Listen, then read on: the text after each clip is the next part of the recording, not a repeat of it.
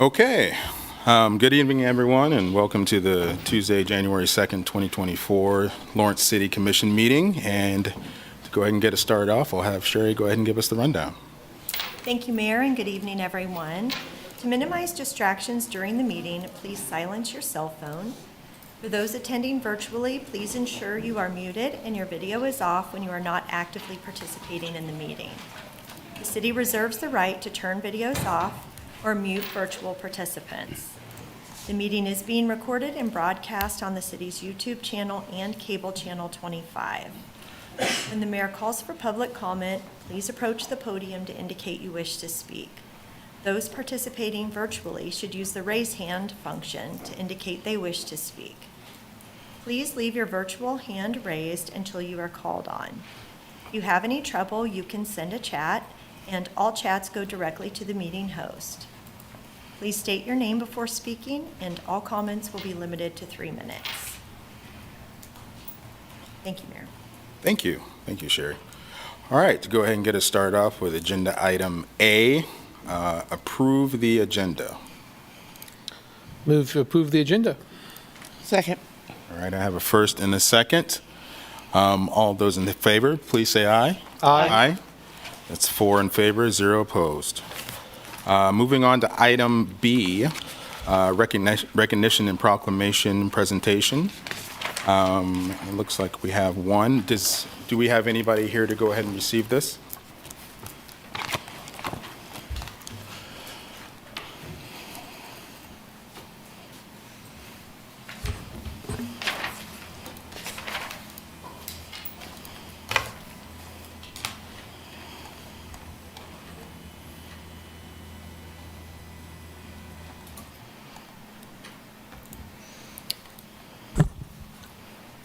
Mayor Littlejohn and members of the Lawrence City Commission, my name is Philistine Afani Ruzik.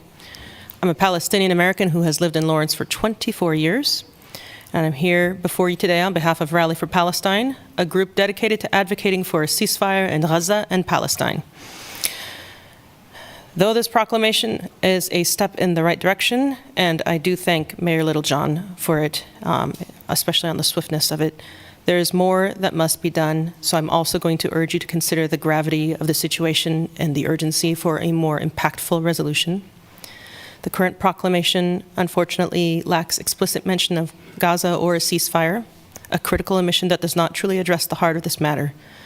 Right now, the death toll is devastatingly high, with countless innocent civilians suffering in what can only be described as a humanitarian crisis. So our plea today is for a resolution that not only acknowledges this reality, but actively works towards a lasting solution. I understand the Commission's preference for this proclamation. I do. However, a resolution is not merely a symbolic gesture. It carries the weight of commitment and action. We need our leaders to opt for a resolution calling for a ceasefire to show that our city is united in supporting human rights and promoting our dedication to peace and justice on the international stage. Please remember that a resolution benefits all sides. This cause aligns with the principles outlined in our city's mission statement, emphasizing the importance of justice, equality, and the well-being of all citizens. As representatives of Lawrence, you cannot shy away from addressing global issues that resonate with the values that we in Lawrence hold dear. So today, with great urgency, I would like you to consider the sentiment of our community. Lawrence is known for its compassion and commitment to justice. Our citizens are passionate about standing up for those who suffer, and it is our duty to reflect those values in our actions. In advocating for a resolution, we are not only expressing solidarity with the people in Gaza, but also contributing to a broader dialogue. I propose that alongside this resolution, the city commissioners draft letters to our representatives in Congress, urging them to take a stand for peace in the region. It's never too late to show where we stand as a community in this historic event. I am always proud of our city, always, for standing up for human rights. And I wouldn't want to see that trend come to a screeching halt because our commission refused to advocate for a ceasefire. By adopting a resolution and engaging with Congress, Lawrence, like many cities who have already adopted a resolution, can play a significant role in fostering peace and bringing attention to the urgent need for a ceasefire in Gaza. I do thank you for this moment and for your time and consideration. Thank you. Okay. Was that? Yeah, it's in there. Mayor, could I say a brief words, please?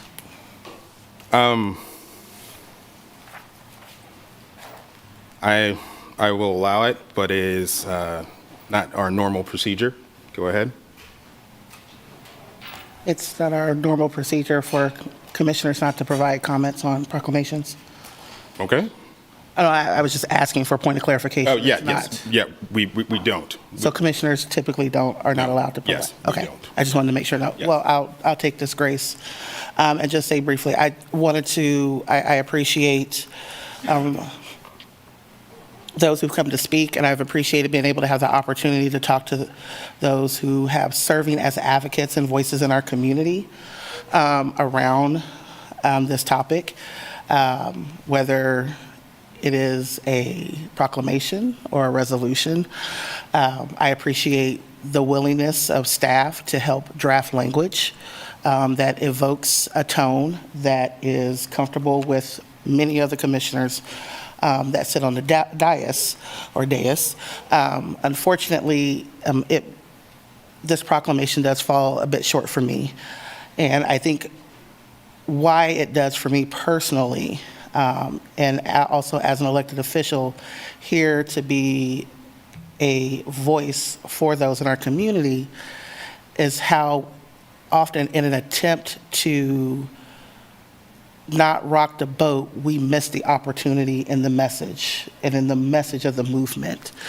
And I think in calling for advocating for peace that we miss that peace requires justice. And that whether you omit the words ceasefire, no matter what you think the definition is, the calling of a ceasefire means bringing light to an injustice. And by advocating hard for the injustice and calling out the injustice and educating those on that injustice, you then start the pathway to peace. And so as we look at history and how we address injustices of whether it's different ethnic groups or anything throughout history, you cannot go from an extreme to peace until you have recognized and reconciled the injustice. And I think that is what's at the heart of what the group tonight is calling for.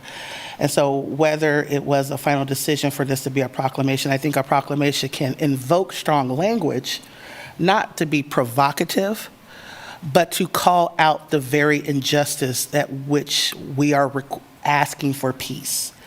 And so I just want us to be mindful of that. And, I'm taking it, paraphrasing a quote from Dr. King, where he says that true peace is not merely the absence of tension, but it is the presence of justice.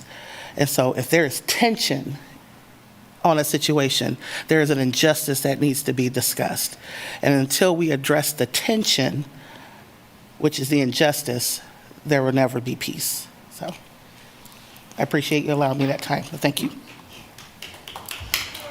Okay. I will go ahead and read the proclamation.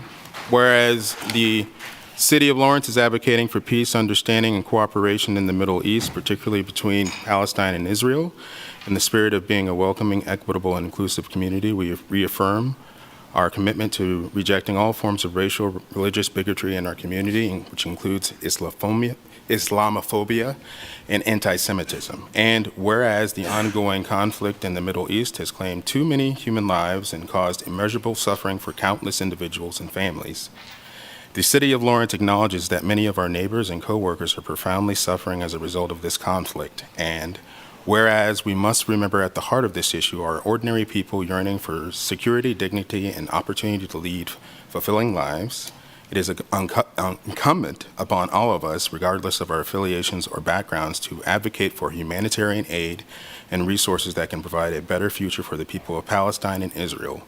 And whereas this is not a task for governments alone, it requires the support and involvement of civil society, international organizations, and people like you and me. And whereas staying true to our values as a welcoming community, the City of Lawrence asks you to display compassion to all who are grieving. We encourage everyone to reach out and care for fellow citizens, co-workers, and friends. Our acknowledgement of their pain and suffering can potentially lessen the sense of isolation and fear that they might be experiencing. And whereas it is all of our responsibility to do everything in our power to promote understanding, foster empathy, and work to dispel stereotypes and biases that have perpetuated this disastrous conflict in Palestine and Israel. Now, therefore, I, Bart Littlejohn, Mayor of the City of Lawrence, Kansas, do hereby proclaim the month of January 2024 as Advocating for Peace Month.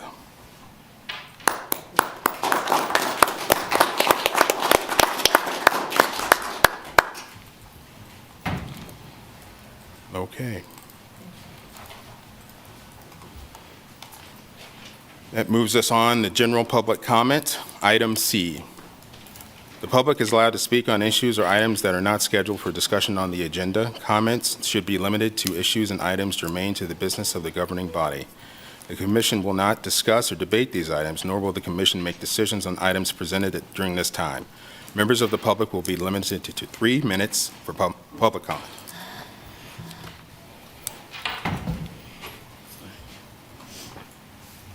I won't spend much time on that milquetoast resolution that you just read, or the volume with which you read it. I could barely understand you out there, so that was very hearty the way it was transmitted, because most of these people back here are probably going to give you a few thoughts on how that went. For the most part, I believe I pretty much agree with Ms. Sellers that if we're going to do something, let's do it. Let's not go halfway. But what I want to address is the fact that you guys are calling for justice to something that's happening overseas, and you can't even figure out justice here. There is city video that exists that shows your chief of police lying to your community police review board. Not a one of you have said anything about it. Mr. Dever, you just got here, so you're not even in that yet. But where's Ms. Larson? Why can't she be here? Did she remember the meeting tonight? But you have your chief of police lying and members resigning. And when I said I broke that board, I meant I exposed your chief. But you guys ignored it. Why? Why is it that when I put something up that shows a discrepancy in this town, like homeless addicts getting trespassed from the TRC, the Treatment Recovery Center, when I put something up like that, I send it to you guys, and I hear nothing back. I don't get a response to those emails. Occasionally, I'll get one from one person. Nothing from anybody else. But you guys will respond to other people that will send that to you.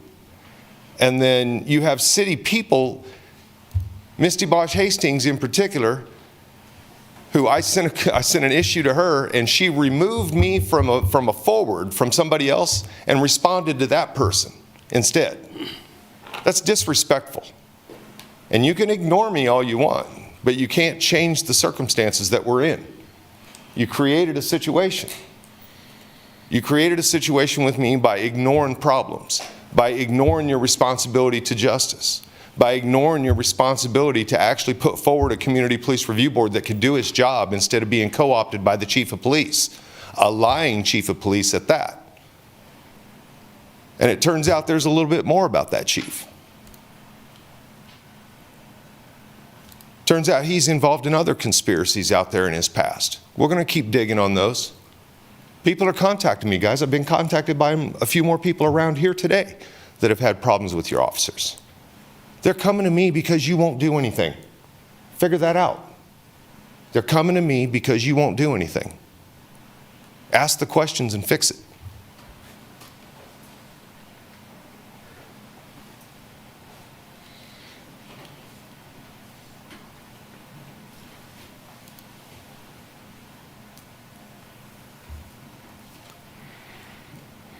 Hello.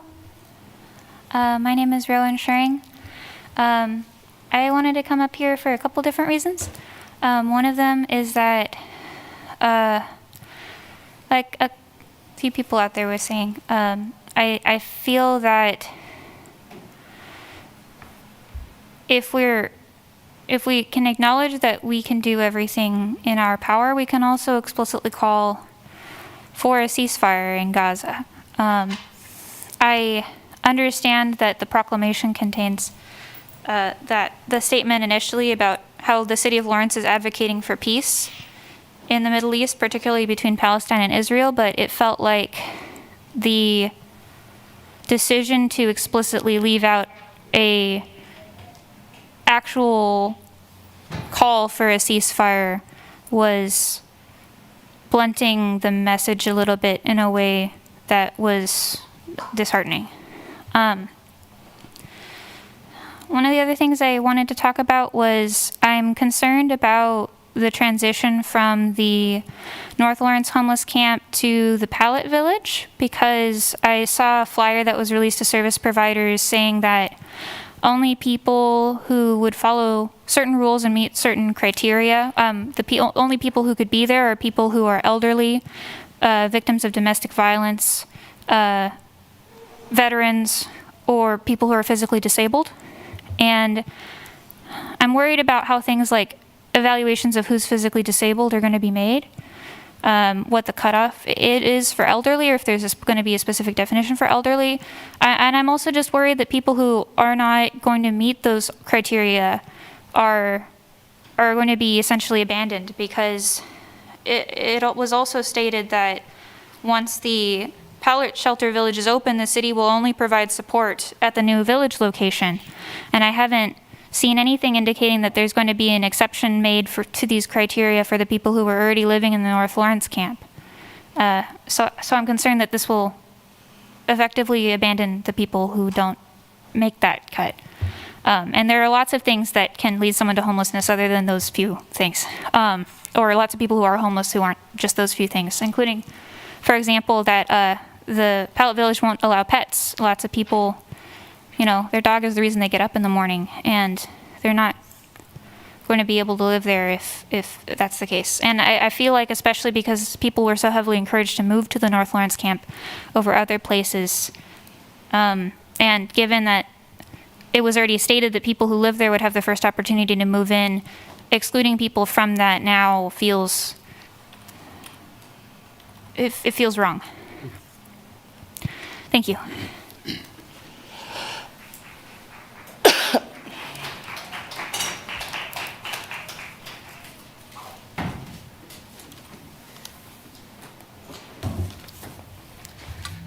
Hello, I'm Jamie. The world has witnessed the most heinous acts of violence towards human beings, children, burned, blown to bits, missing body parts. The suffering is unspeakable, yet it plays out every day for nearly 90 days. It keeps getting worse.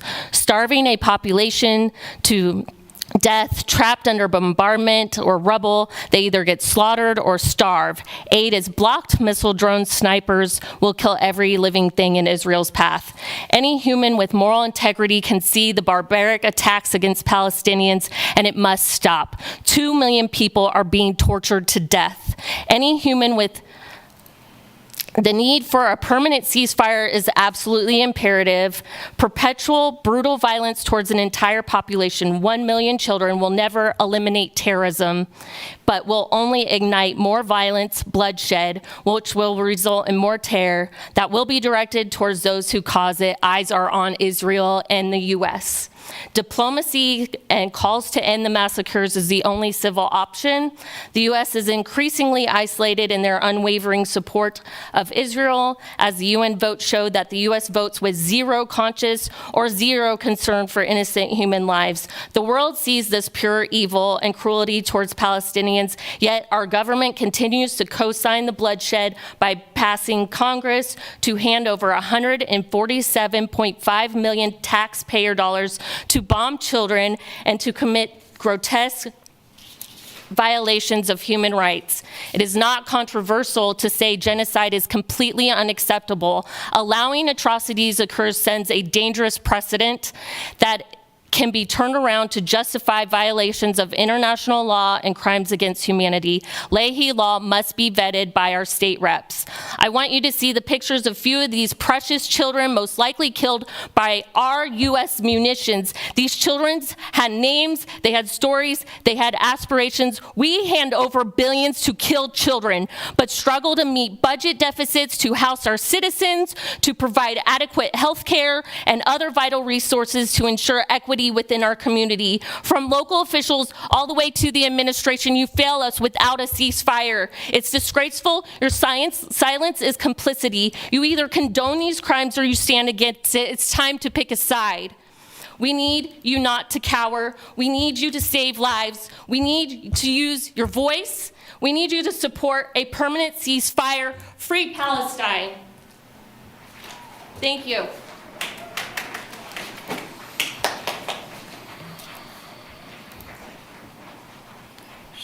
Hi, everyone. Last time I was here to advocate for the homeless. I encourage you to lean in and learn their names. I still encourage you to do that. I echo what Rowan Turing said about the high barriers that are put in place on this pallet village. But also, while you're leaning in and learning people's names, please learn the names of the people here tonight who are advocating for a ceasefire. People are being harmed. Journalists are being harmed. This is not the first cross-border attack that has happened in this conflict. I really, really, really urge you to advocate for a ceasefire as soon as possible, because as a parent of a small child, I just cannot imagine living every day in terror, just absolute terror, worried about my child getting hit by a bomb or a stray piece of shrapnel, or starving, or not having access to medical care. I mean, just go to the ER. Just go to the ER sometime and see how many families with children are there, and just imagine that. But there's no doctor because there's no medicine. We need to advocate for a ceasefire. We need to make the kind of resolution that we made when we decided Black Lives Matter. We need to be very firm and say what we mean. Thank you.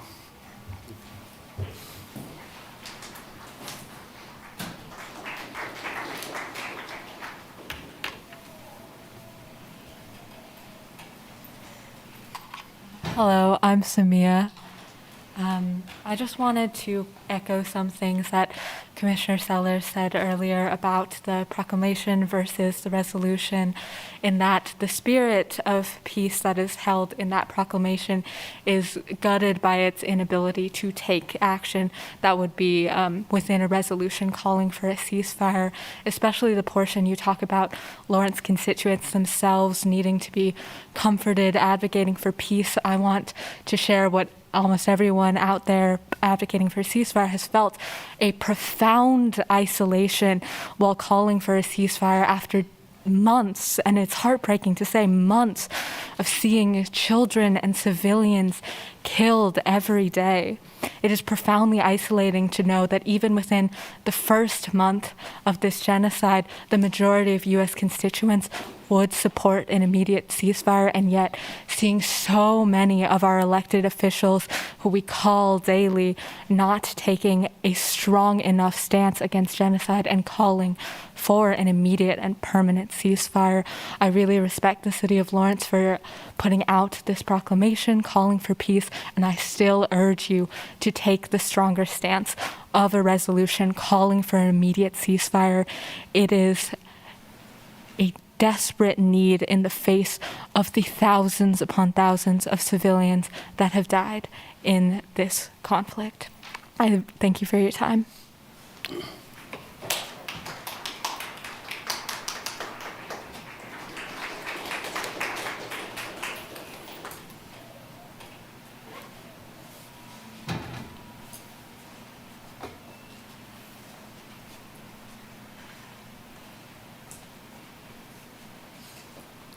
Hello, I want to thank you all for serving our community, and thank you for what you have done so far, but I think it falls short, like some other people said.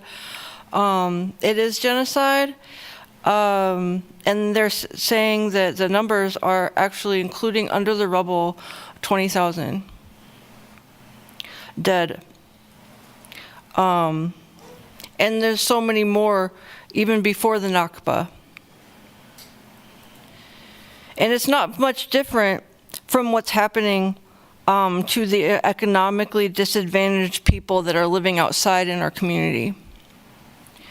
A lot of people are dying in all over the country that are living outside from various things. The negligence and violence against them is unacceptable. Why?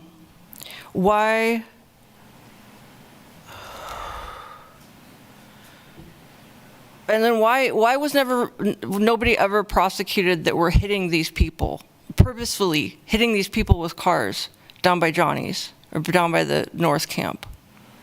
I actually was down there. I've been down there. Sometimes I go down there to Certai Sadie's and stuff. And I was actually down there a couple months ago, and somebody was turning left trying to get onto the bridge. I was walking during a walk signal. They were turning left when they weren't supposed to, when they didn't have their signal, and he was staring at me straight in the eyes, and I had to jump out of the way. And I talked to another time somebody down there, and they said that somebody purposefully hit their friend when they were walking during walk signal and broke their leg, and that they also almost got hit. So I don't know why nobody was ever prosecuted, these people hitting people with cars from the camps, from the North Dolores campus specifically. And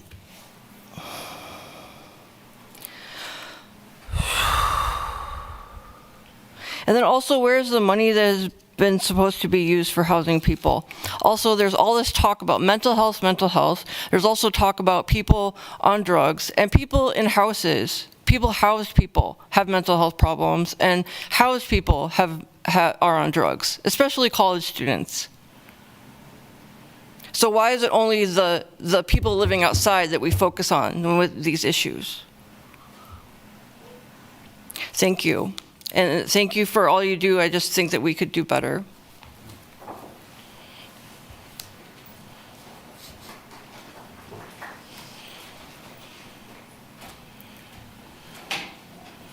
Eve.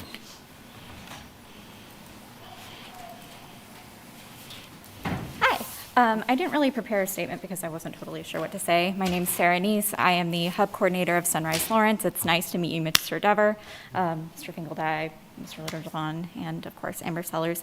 I want to not waste a lot of time and just say I very much agree with what you were saying, that what was just approved really misses the mark in terms of what is needed. While most people had a really relaxing holiday, we have not. We are waking up to the same violence and the same imagery that we literally can't escape. I think anything less than a ceasefire falls severely short of what it should. A ceasefire seems like the bare minimum. I'm not really sure what it is that's holding you all back, and I'd really like to know. I don't know if it's that maybe I need to buy you a coffee and we need to talk it out. What is it that is preventing you from saying we shouldn't be killing people senselessly, because killing people does not solve any type of political issue? It doesn't. We saw what happened with Iraq and Afghanistan. When you arm people, they use those arms to terrorize people further, and then those people, the people who experience those injustices, then become further radicalized, right? We saw what happened with Abu Ghraib, where US soldiers were sitting in glee with prisoners, tortured in so many different types of ways. I was in high school when I saw that. And now we're seeing the same thing every day on TikTok. I'm like, I just want to watch a cat video. Nope, guess what I get to see instead? A child who's missing part of its skull. So anything less than a ceasefire is an absolute bare minimum. Additionally, I think it's really, really, really, really telling that we have a white phosphorus manufacturer in town, and that was somehow left out of what was just signed. White phosphorus is actually like a part of the Geneva Conventions. Like, it's not supposed to be used. I was actually rewatching the newsroom, so when they found out that that story, after airing it, wasn't real. But if it was real, it would have been a war crime. Like, it would have been absolutely devastating for the United States. But we're seeing it happen with our ties to Israel in the last month. Additional, we spend $3.8 billion a year. And then on top of that, we've been giving more money. Like, what is it going to take for you all? Happy to sit down and talk about it, but if I have to come here every week and be really annoying, I will do it. Like, I will not stop until we get what we need. Like, the fact that I just literally... Shut it down! Public comment. Go ahead. My name is James Richard. I am from the homeless of behind Johnny's cabin. Now, we've been homeless there for 2.5 years. I have anyways. And it's getting cold. Now, some of us don't have money, but why we should have a place to stay in our tents where we're cold. We should have equal privilege with restaurants, gas stations, as everyone else. I've been banned from Papa movies because 3 guys wanted to walk towards me fast. But I get charged for self-defense myself in the restaurant. What up with that? Basically, I shot a warning shot at the wall. I'll tell all 3 of them to back off. See, I have anxiety. I have posttraumatic distress disorder. I have been through trauma that which none of you know and won't not even understand. But I shouldn't be charged with a battery for self-defense myself when I feel threatened in a restaurant. How's that going to look if that were to get out?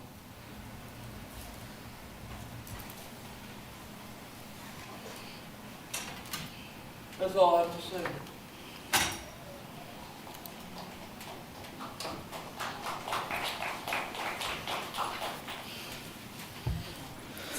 I forgot my... so sorry. Hi, good evening, City Commission. My name is Jaden Nichols, and I have been a member of this community for 24 years. And I'd just like to talk on 2 things. First, I want to express my concern for the members of the camp across the bridge behind Johnny's, specifically for the ones who don't meet the criteria of the pallet town and who I desperately don't want to see abandoned by the city. And I'm not sure if you guys even have a plan for those people or their pets, or even the people who meet the criteria, who have pets, who are not going to abandon them. I would just like to see you guys express some sort of concern or support for them. And then for the second thing, about your proclamation for your desire for peace, specifically in the Middle East against Islam and Palestine. Again, it was super disheartening to hear not even you all recognizing that it is a genocide, and even omitting the word ceasefire from the proclamation is just, like, I mean, we've brought you nearly everything we could. We brought you statistics, we brought you protests and personal involvement and personal relationships with the genocide and with the citizens of Palestine. And you are still refusing any of it. Yeah, you're proclaiming you want peace, but you're not going to have peace until you acknowledge the justice or the injustice in Palestine, or even just recognizing that a ceasefire would solve it. And leaving that out of your proclamation was just wrong. But again, just like last person up, or the second to last, I will be here every week until we get what we need. And that's you guys calling specifically for a ceasefire. Thank you.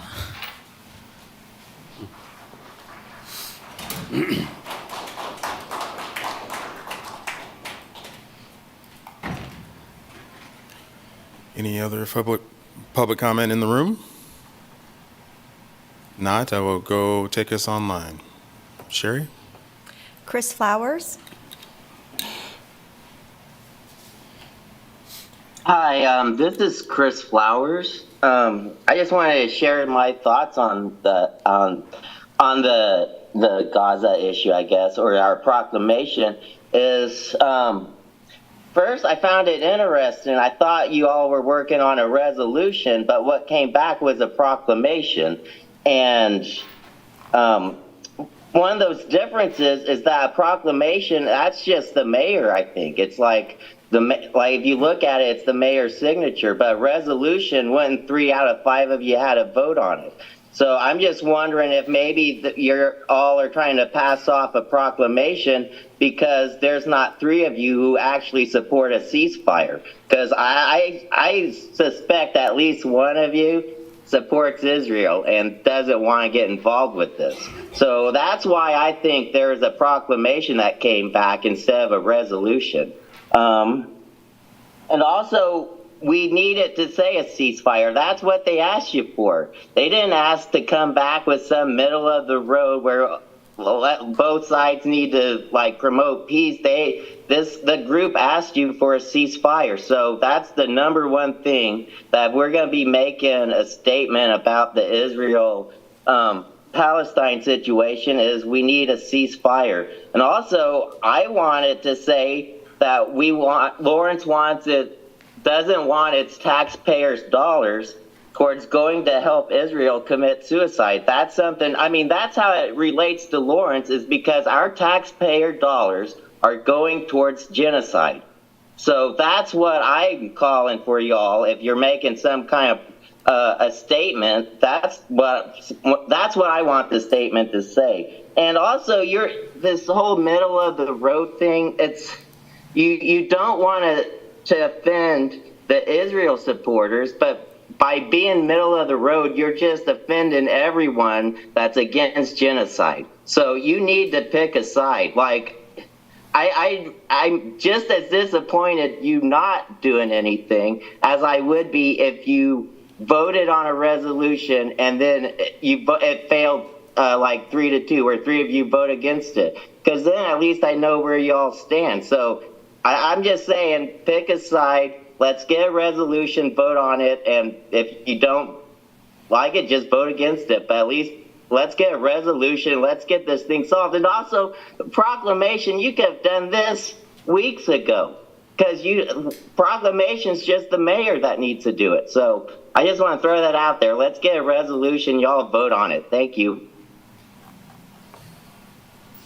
that's all the comments, Mayor. Okay. All right, I will go ahead and move us on to the consent agenda. Items on the consent agenda are considered under one motion and approved by one motion. Members of the governing body may remove items for separate discussion if desired. Members of the public may remove items identified as quasi-judicial for separate discussion if desired. Members of the public will be limited to 3 minutes for comments. Okay, I will put it forward to the commission. Any items you would like to remove? No, Mayor. No, sir. And do we have a quasi-judicial? We do not. We do not. Okay. Then I would entertain a motion. Move to approve the consent agenda as presented. I second that. Have a first and a second. All those in favor, please say aye. Aye. Aye.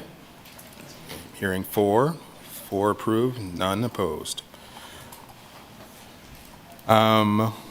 Okay, moving on to item F, regular agenda items. Receive a Connected City Strategic Plan update on the Lawrence Transit Downtown Station Project draft site selection and public outreach plan, and consider approving resolution number 7518 for the steering committee member list and scope of work. Adam? All right, good evening, everybody. Adam Weigel, Transit and Parking Manager.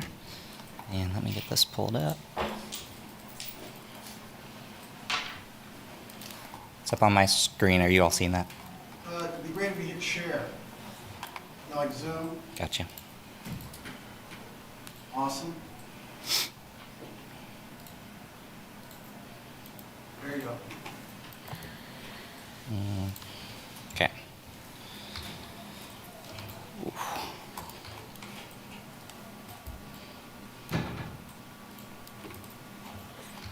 Okay, so talking downtown station tonight, and what we'll be walking through is the process we'd like to go through for site selection, how public outreach will go, and take another run at what transit improvements downtown look like. So before we get into that, just talk a little bit about how this work can advance the strategic plan. So I list part of the connected city outcome area and how we're looking at supporting accessible, sustainable methods for moving people in our community, and investment in helping do that contributes to the well-being of folks here in Lawrence. There are a number of KPIs related to this work. I list those at the bottom. So investing in multimodal infrastructure is a strategy that should advance these KPIs. The first one related to resident satisfaction. Here with transit experience, CC2 also includes satisfaction with all the modes of transportation. Cost per transit trip, essentially higher ridership, means our cost per trip goes down, reducing the number of trips taken in automobiles, and also infrastructure projects that help account for climate change. Aside from the strategic plan, there are other city plans that reference this work. So one of those is the Downtown Lawrence Plan, which calls for downtown station improvements as part of the multimodal efforts in that work, as well as T2050, which is the city's long-range transportation plan. It's part of Plan 2040 and essentially the transportation chapter, and this work is called for in that process as well. We have been through a lot in 23 years, so I won't read this word for word, but we'll go through some of how this work has looked. So transit started here in Lawrence in 2000. In the first decade and a couple of years was moved around a few times in the downtown area, a lot of that due to construction activity in the 9th and New Hampshire as different buildings went up and adjustments needed to happen to provide space for that construction. 2013 was a year that the commission landed on the 700 block of Vermont, where we currently are at, as a temporary transit hub until a permanent one could be established. So we've been permanent temporary for a decade and have open Central Station, and we'll talk about what that means as it relates to the downtown work. The teens, those years were spent studying what a permanent transfer location could look like. There were two different studies, 2014 and 2018, that sandwiched a 2016 Tiger Grant application where the city and KU attempted to get a multimodal facility near the Student Rec Center, actually on that parking lot. That was not selected by the federal government at that time. And at that time, the city and KU started discussing the Bob Billings and Crestline location. Just a few years ago, the city and KU finalized an agreement to move forward on establishing Central Station at that site. And as that work began and we had some certainty about this new station, in parallel, we began working on a route redesign study. Bob Billings and Crestline is not a place historically we've had any transfers, so it required a new look at the system and how we could take advantage of that site, central part of town, but also where do routes still need to go. That work made it clear that downtown, with all of the residents and jobs and people moving to and from this space, it really showed that there was still a need for transit downtown. There have been 7 routes serving this area. As of today, there are now 5. So we've reduced a little bit as Central Station has opened, but there's still a lot of activity down in this area with people transferring between routes. A couple of years ago, summer of 21, the commission did help advance the Central Station concept work. We were not ready at that time in the public eye to move forward on downtown improvements, having the right site, weren't quite ready. In April of 22, we did win a federal grant through the state of Kansas, $1.6 million to support a $2 million downtown improvement project. So this is a grant-funded project.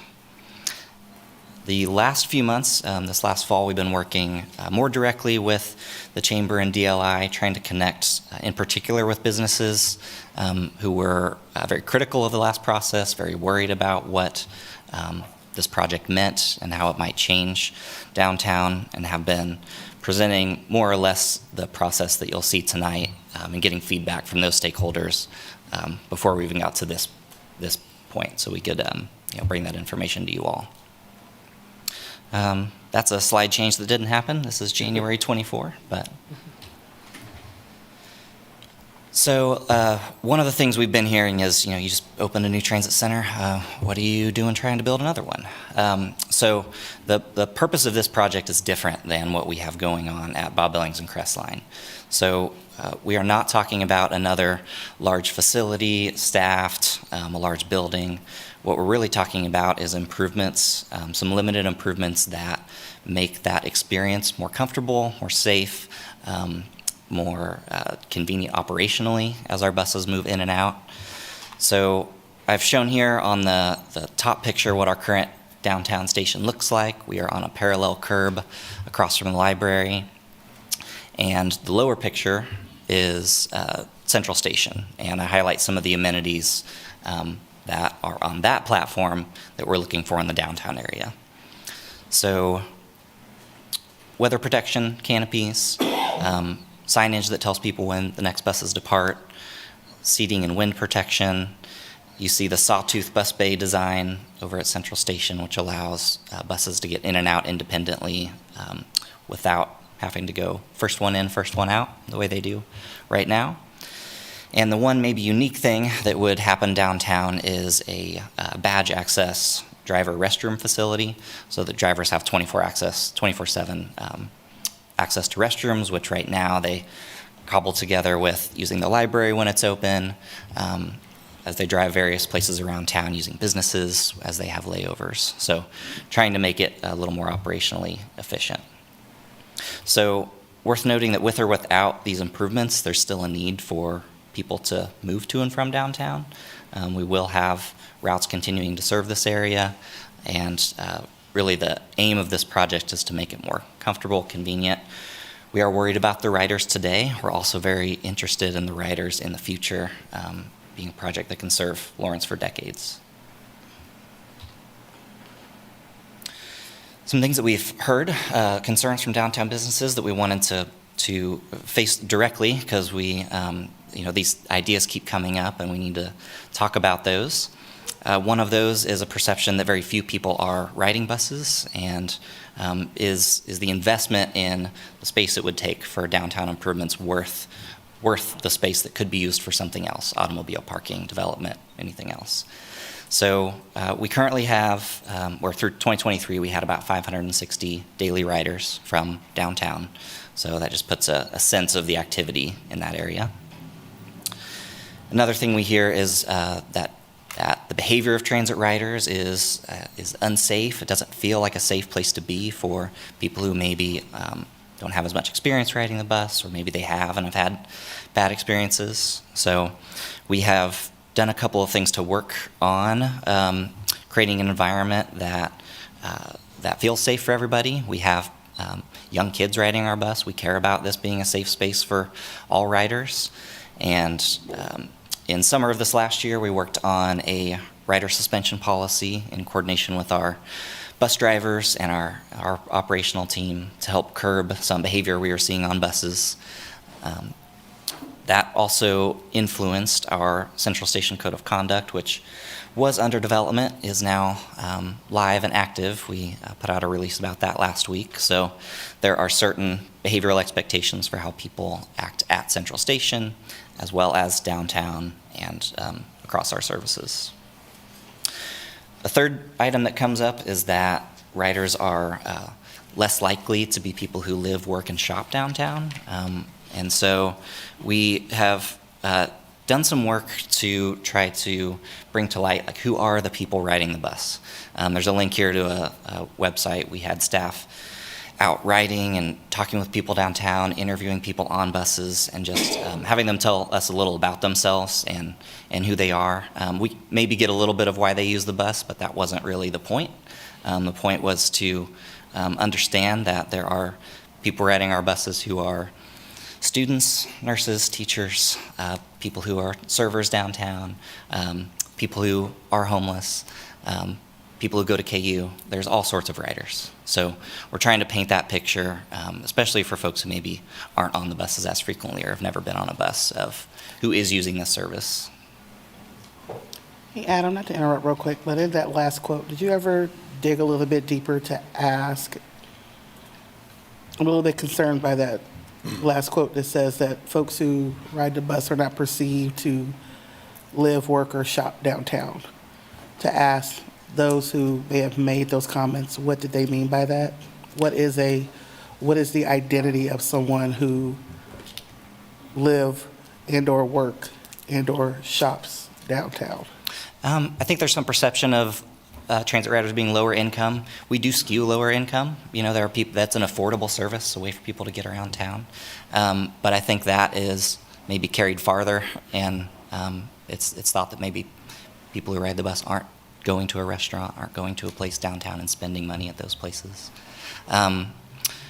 I think there's a perception of an automobile driver coming into our community from another community and spending money here. So I don't know. I mean, it's not unique to Lawrence. No, I think that type no. of perception it exists in a lot of different places. So I also think it can come from folks who maybe haven't been on a bus yet and haven't seen the breadth and Yes. of that sort of thing. So comes from a few different places. This is not a direct quote. This is me paraphrasing kind of Yeah. what we've kind of heard and trying to address it head on as opposed to Of course. skirting around it. So I want to reflect a little bit on the work a couple of years ago and what did not go as well in that process and what we're hoping to do better. So we did rely on those 2014, 2018 studies to think about what areas downtown would be acceptable for improvement.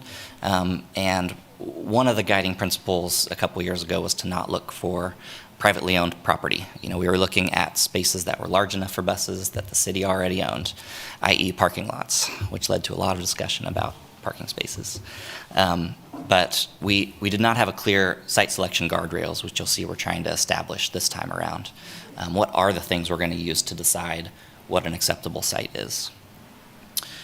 There was confusion about how the downtown sites were selected.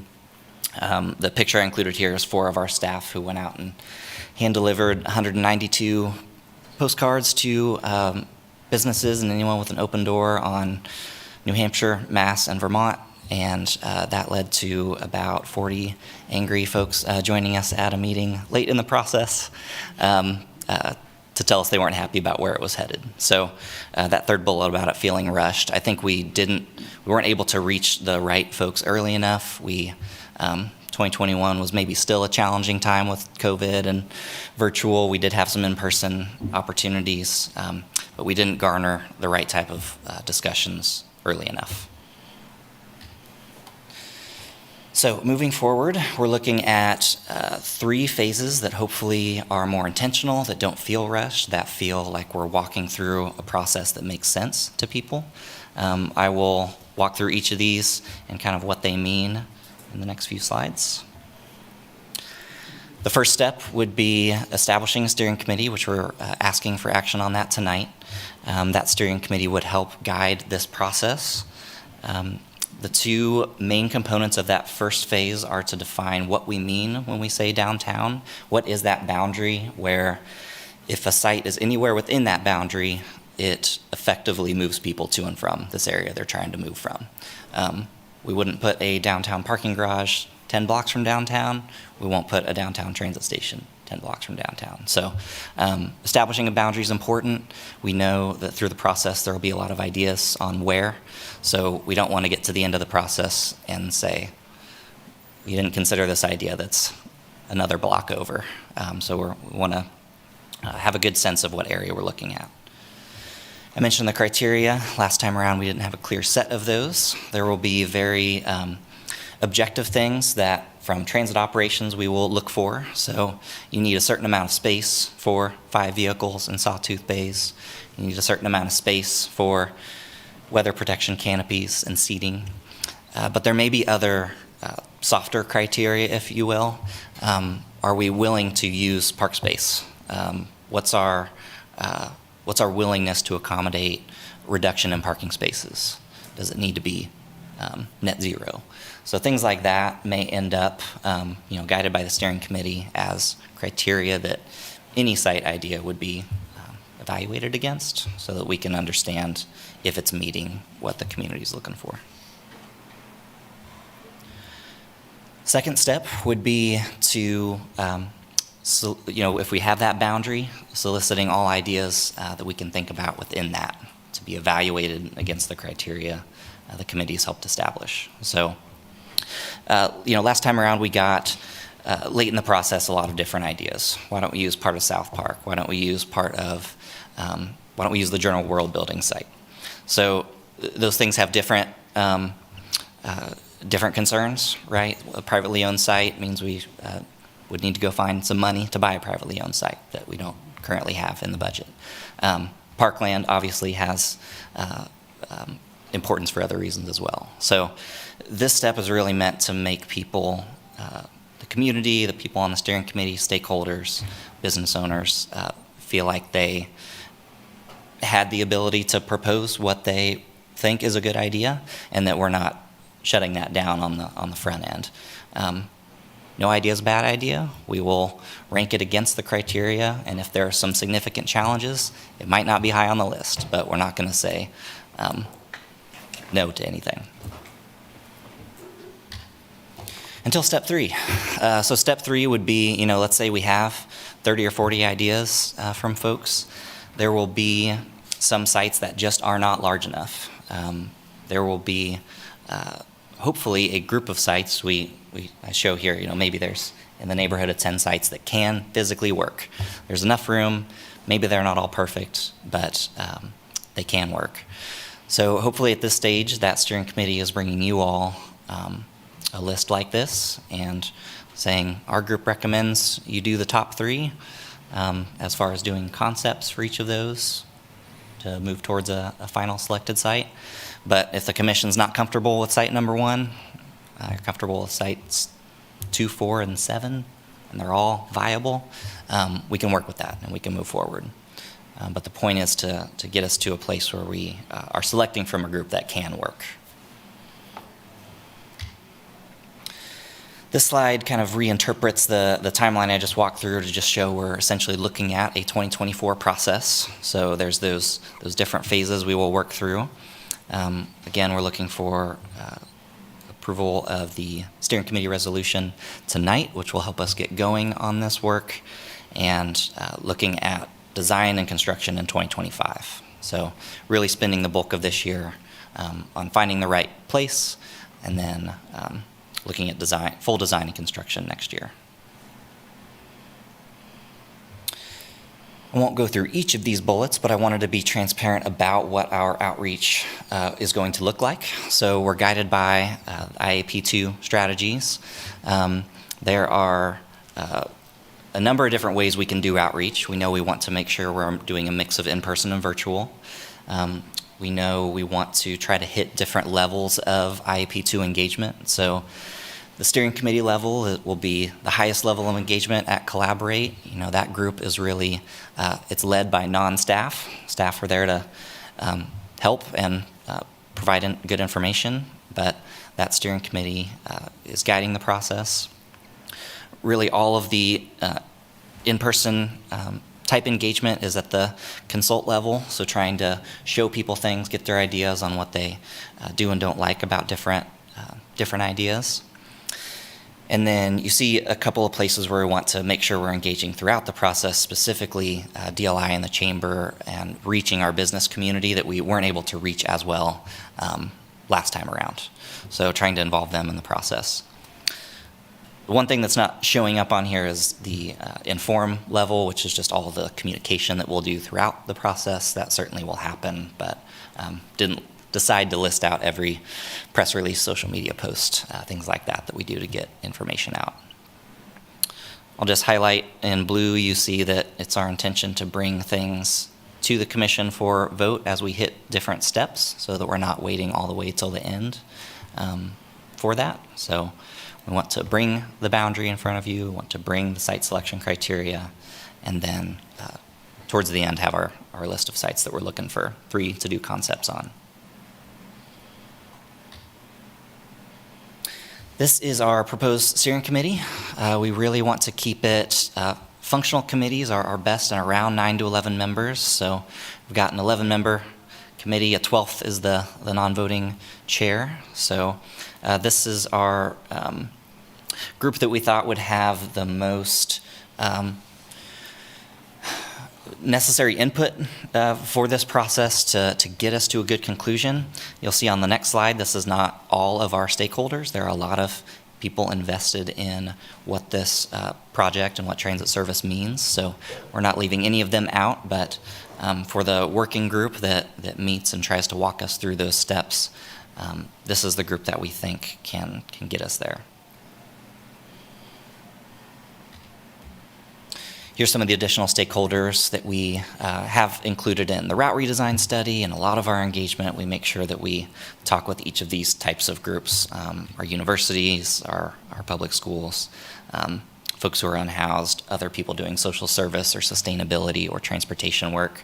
All of those folks are directly engaged by us as we get into outreach and surveys and anything where we're trying to get input and feedback.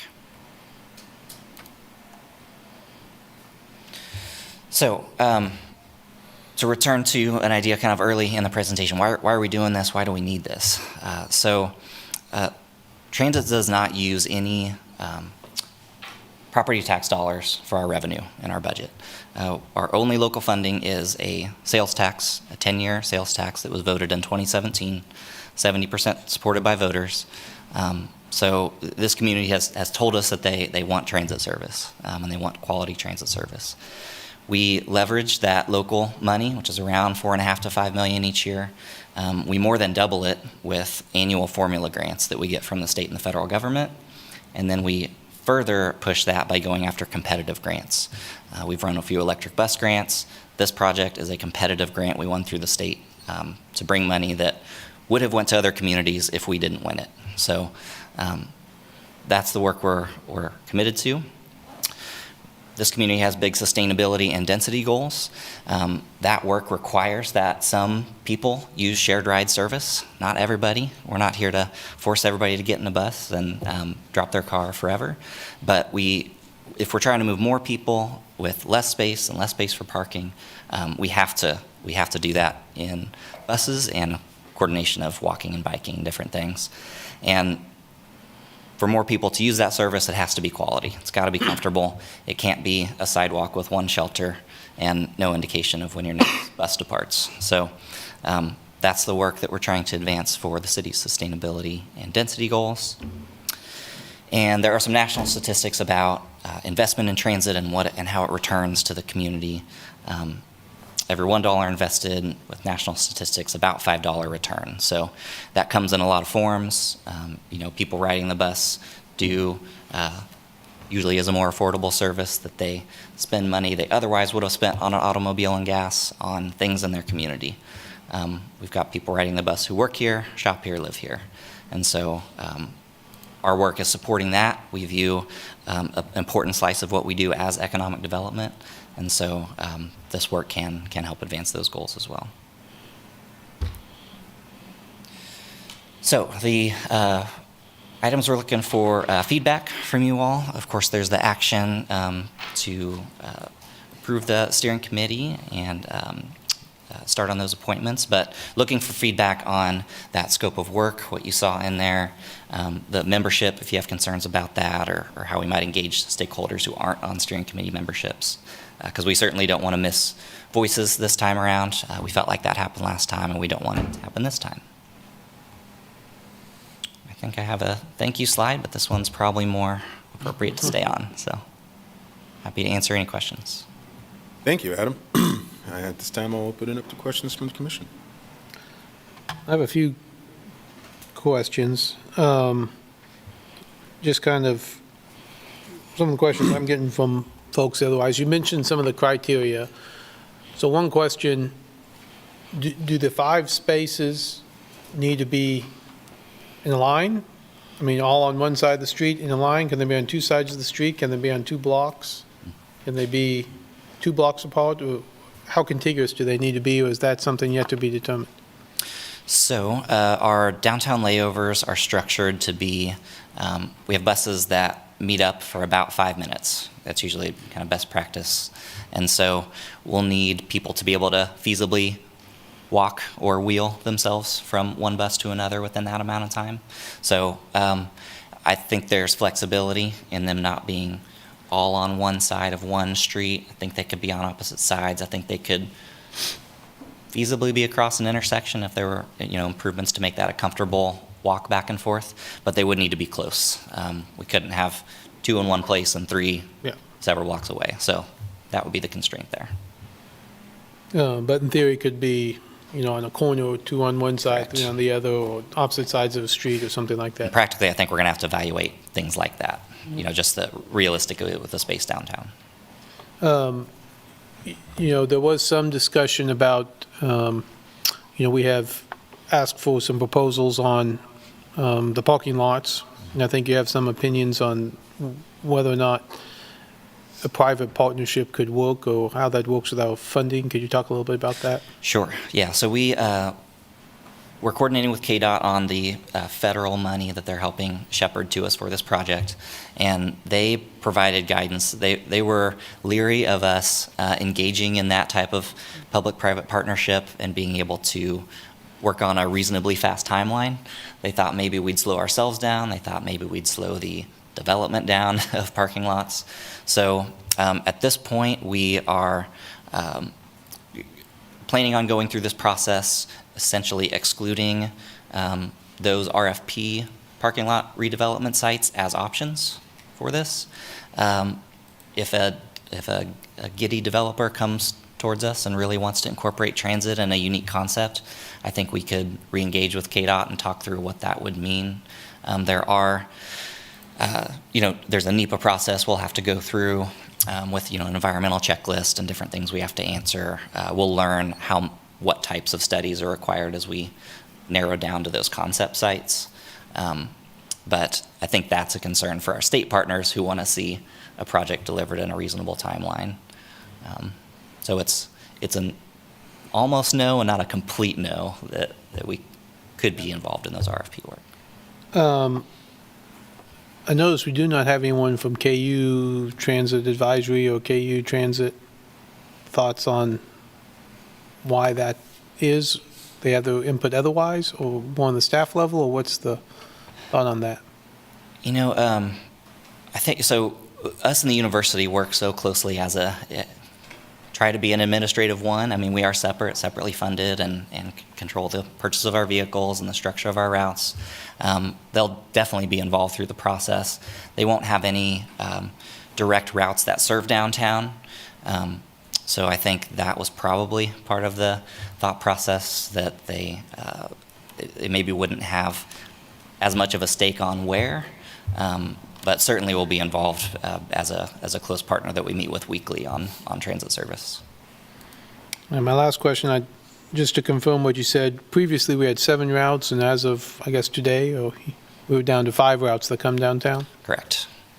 And do you think that will change that 560 number? The 560 people using it in 2023, do you think it's going to decrease it, or maybe with the new bus hub increase it, or do you have an idea yet? Yeah, there's bound to be changes. I'm not sure we know exactly where they'll be yet, so part of, there's that change, obviously. We've got new transfers in place. We never had them before. We've got a reduction in transfers here. We've got Sunday service starting on the 7th. So our ridership's going to move. We're not sure where, and we know that Fare Free has helped us increase that ridership. It'll be interesting to see if we hold that with changes. I think there will be probably some lag as people figure out what their new routes are and how they can use these new systems. Thank you. Commissioner Sellers? Yeah, just a couple of quick questions. Thank you. For CC9 the cost per fixed route passenger trip that you mentioned, with us, I know currently on the website it says it's about bless you, about $10 right now. Is that accounting for the fact that last year and this year we've been doing fare free, or what all goes into that value? So it's a function of ridership. We have a cost for the service, and we have a number of rides that we delivered last year. So we haven't updated that number yet, as 2023 just ended, but we'll update that. And the idea, right, is to drive it. The lower you drive it, it means the more rides you're getting for the money you're putting into the system. Okay. And kind of similar to, in the same vein of where Commissioner Finkeldine was coming from, I know we've received emails from folks representing families or children that ride, that are USD 497 students. But I noticed that the school district is part of the additional stakeholders, but we were very, I don't know, that they're not part of the steering committee. Is there a rationale for why one or the other, or do you feel like because of the level of ridership may not be? Well, we've certainly got a lot of stakeholders. It's, with downtown, it's trying to think about, who can help us best guide the stickiest issues for a site in this area. So, certainly some of the concerns we've heard from school district has been a lot about service. We need an additional trip here to make getting to school earlier. That's not closely related to downtown improvements. So I don't know that we currently view the school district as having a strong stake in the where of the downtown site. I know we've heard, certainly proximity to the library from through the last process. Mm-hmm. So there's certainly that to consider. But go back to my list for a second and just remind myself. Looking at some of these, certainly business communities represented. You see things like library and senior resource center, because they've been close to the downtown transit center for the last 10 years and have a sense of what that means to be a neighbor. Drivers and riders, we've got people living and working downtown. So certainly not trying to keep schools out of it, just trying to think of who's, we have a small group, what's the most targeted group? You could receive it from an indirect, so you may get that information indirectly from the library. But we also, worth mentioning, we have a general public appointee that will, once we get the steering committee actually functionally set up on the website, people can apply, and you'll all be able to evaluate those applications for appointments. The general public is more or less a catch-all. Have we missed somebody? Have we missed a voice that you think should kind of be part of this work that's not specifically a downtown resident, downtown employee, these different things? So kind of in the same vein of the downtown plan, but mixing in a little bit my last question as it relates to the central station, but also with the downtown station. With the new central station, we'll have the K-10 connector moving out of there, and as we look at density and ridership and share ride, I think I've posed this question to you before, but as we start to look at opportunities heading back west, so to Topeka, knowing that there's a lot of traffic that I-70 picks up, and I was one of those folks that, if I missed the ride share bus, then of course I had to drive my own car, but we know that there's the rideshare program with the state for state employees. Is there, maybe in your vision of this, is there opportunities similar to like the K-10 connector to do something like that as a rideshare opportunity for downtown folks in that, for at least the downtown station, or at least creating another hub area for that type of program? Or can you see something like that happening in a downtown? Yeah, there's always that opportunity. We try to continue to foster relationships with those partners. A handful of years ago, I worked at Topeka Metro, and we were trying to look at something that would connect Topeka and Lawrence. The work with K-10 Connector, it's always tricky to run a service between two communities who inevitably think the other one is benefiting more than they are. So it's not work that can't be done, it's work that's hard. Certainly something that we'd like to continue to figure out. Think about all the burgeoning stuff coming in Kansas City with Panasonic, with World Cup.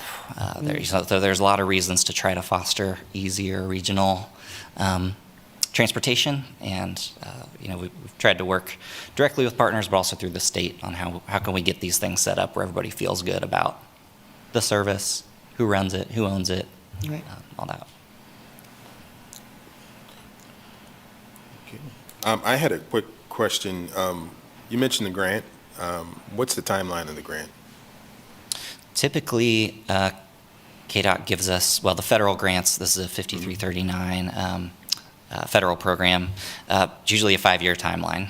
So we won that April of 22, so we've got a little time, but certainly want to work as quick as we can, knowing that things can come up, especially when you're doing environmental review type work, especially when the public process needs to take some time. So, but 5 years is typically what the government looks for. Sometimes they let you roll some of that over, but they get pretty nervous and can affect our ability to win future grants if we're not putting that money right back out. Gotcha. Yeah, and thank you.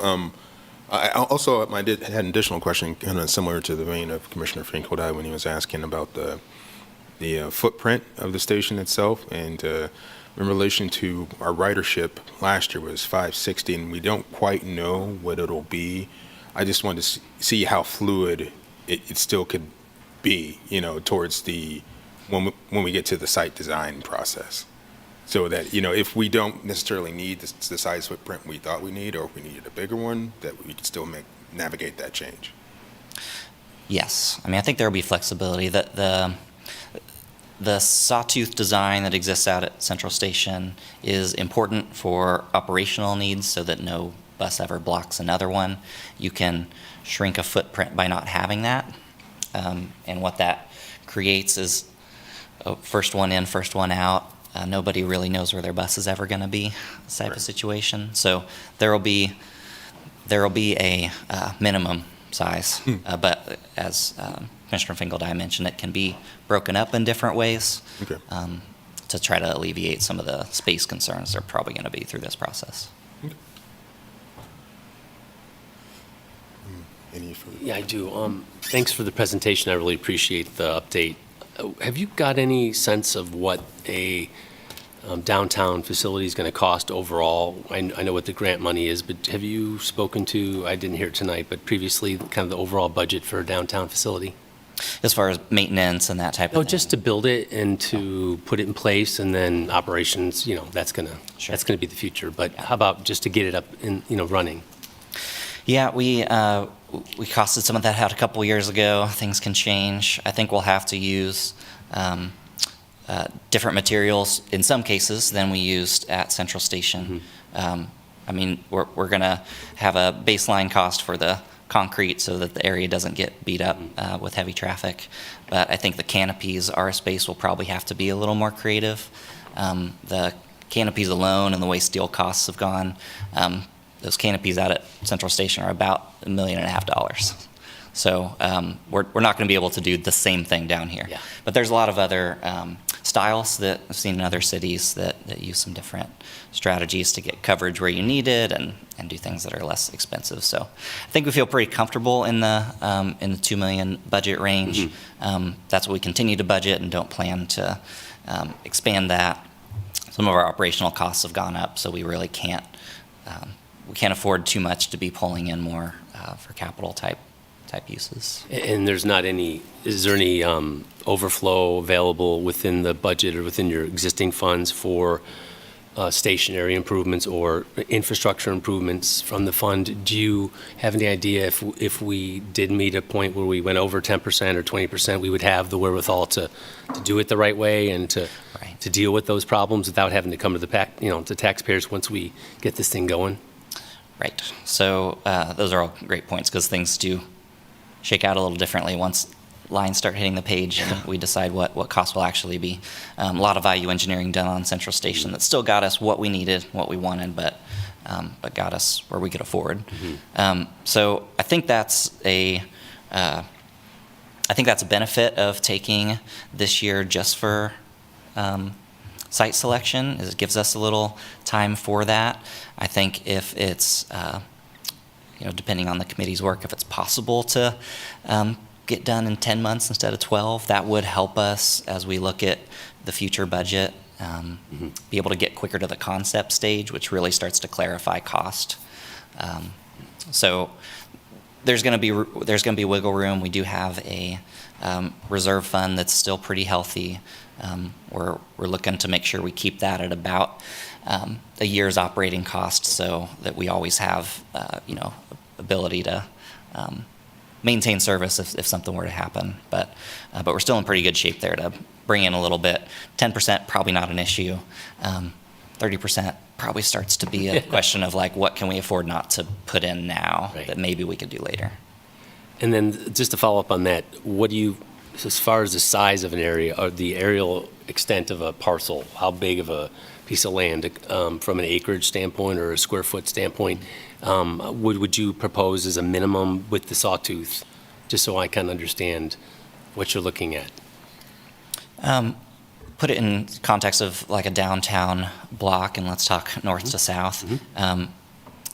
6 bays would about fit on one length of a block. So, the 2021 process, we were looking at between 8th and 9th, and we had programmed it for 5 bays. There was another space that was going to be programmed for a little pocket park, but that could have fit one more. So, consider a city block roughly 6. So. That maybe gives you a sense of what That's perfect. 3 Thank and you. 2 would look like. Thank you very much. Any further questions? All right, I will move us on. Thank you, Adam. I'll move us on to public comment then. Open public comment.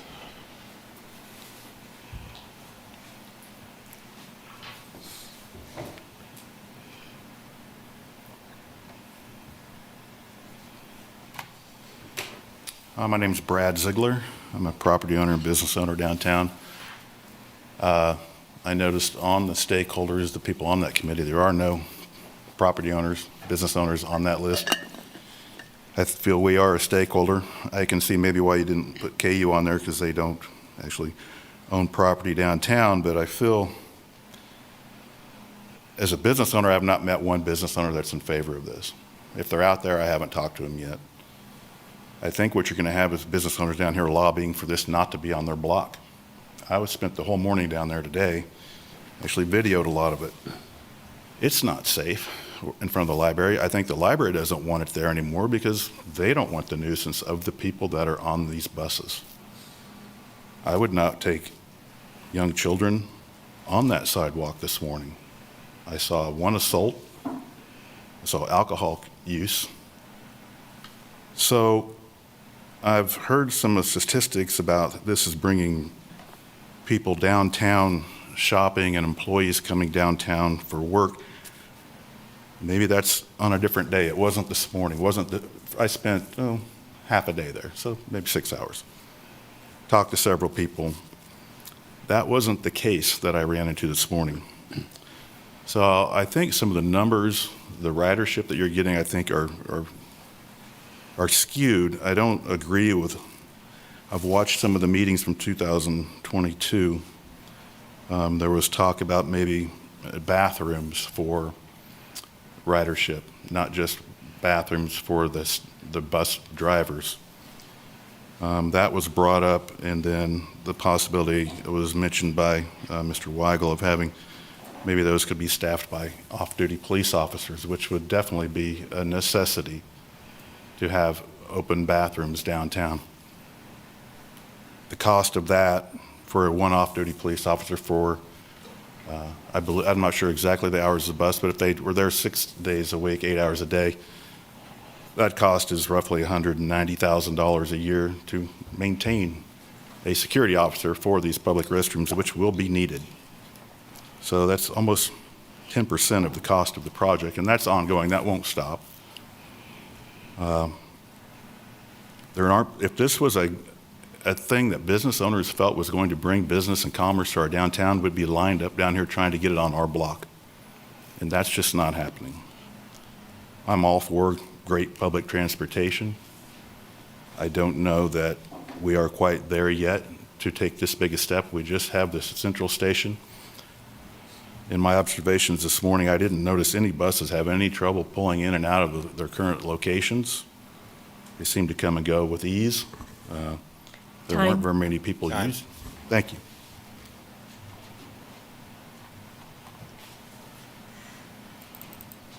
Hi, Andrew Holt, Executive Director of Downtown Lawrence, Inc.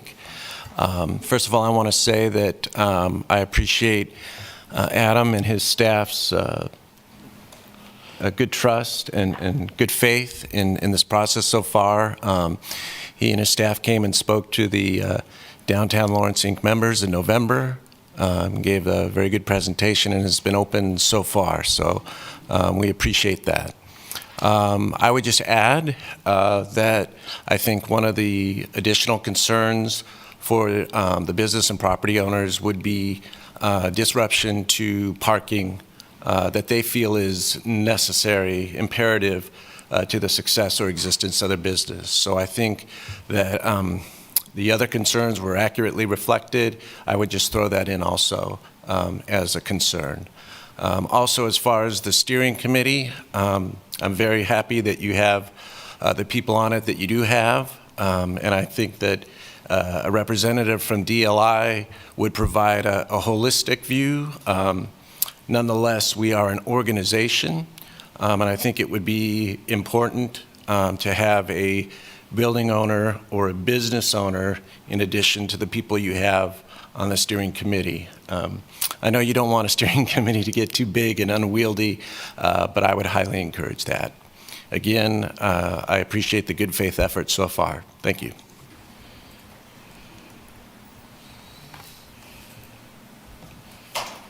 Any further public comment in the room? All right. Sherry, can you check online? Chris Flowers? Hi, this is Chris Flowers. I just have some thoughts about the shareholders. I think it's kind of bullshit that you're putting both Downtown Lawrence Inc. and the Chamber. Like, why do businesses need two organizations? Like, why shouldn't they just get one? And also, why should they be represented by an organization? Do businesses need to pay to be part of Downtown Lawrence Inc. or the Chamber? Because here's the thing. Let's say some business is going to get screwed over. Is the Chamber going to choose the business that's a member to get screwed over, or would they choose a business that wasn't a member of theirs? Because I think that's what it sounds like is a possibility, that some business is going to lose. We're going to change parking around. So if we're going to represent businesses, then why should it be a requirement that they're a member of the Chamber or Downtown Lawrence Inc.? I say get rid of both of them and just place them with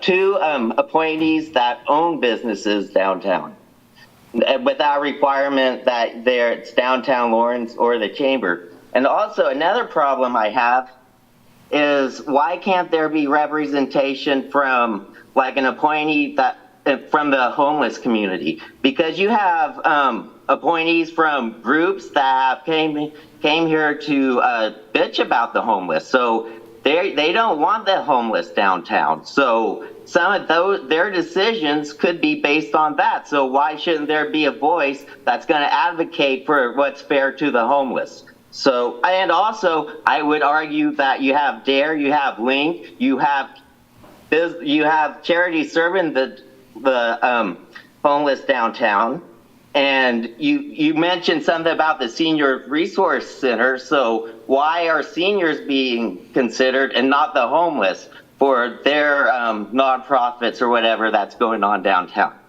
And sorry, I'm losing breath. When it comes to driver bathrooms, I've seriously asked the drivers, would they be in favor of bidets? I talked about it before, but it's more environmentally friendly. It could save money, and also it's more fair to people who have issues that cause them to poop more than the average. Okay, that might not be a driver job, but if in future let's start thinking, if we're going to be building bathrooms, how can we make them environmentally friendly and more fair to people that have issues that make them poop a lot? And if it could save money. So I ask that you at least ask drivers, would there be any interest at all Time. in if you build a bidet, if they use it? Thank you. That's all the comments, Mayor. Okay. Bring it back to us. Start a Mayor. discussion. I had a quick question for Andrew. I know you had mentioned wanting to have a business owner. So the fact that we have a designee, it says that we have one Downtown Lawrence, Inc. representative appointed by DLI. Is it the assumption that that could be a business owner, or are you assuming that you would serve in that capacity? I'm not assuming anything at this point. I think that even if it was a business owner who was appointed as the DLI representative, that probably they would be asked to look at it in a more holistic approach. And I think that it would be nice to have a building owner or business owner to give an individual a viewpoint, a specific viewpoint, excuse me. So that's really the thought there. Also, to answer your question, I can only partially answer it. I don't know if it's going to be just a general rep or it would be a business owner, since we haven't gotten to that stage.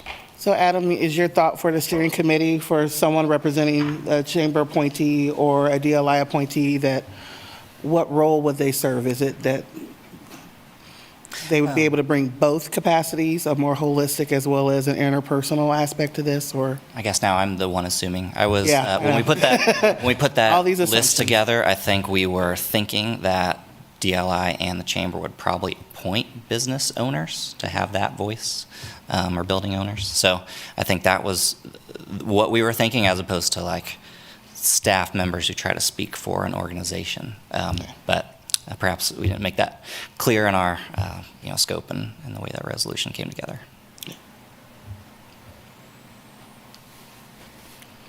Adam, it's as well, sorry to have you go ahead and stand up again. To what Mr. Flowers brought forth, I didn't really see, am I missing someone on there from the unhoused population, or any social service population that might be on that? We didn't specifically list someone who was unhoused. A bus rider is on there as somebody. I think we definitely want to make sure anyone, unhoused or otherwise, can be at all these meetings, and we need different voices to be talking together.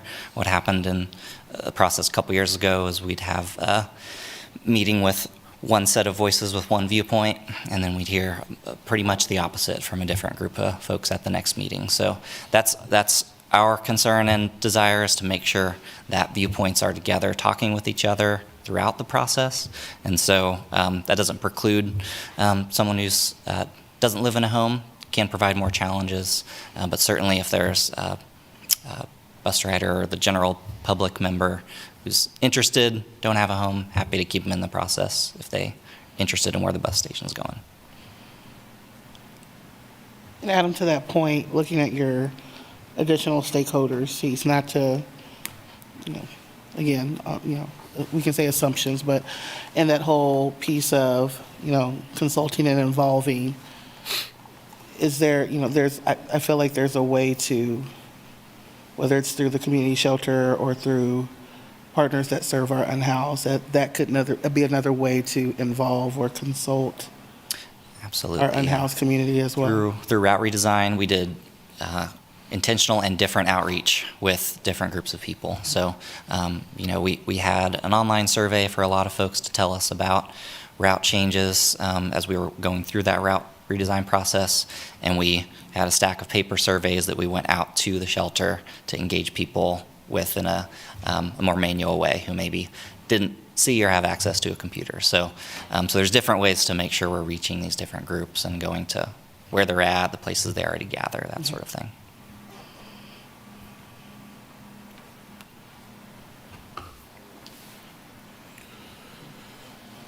All right.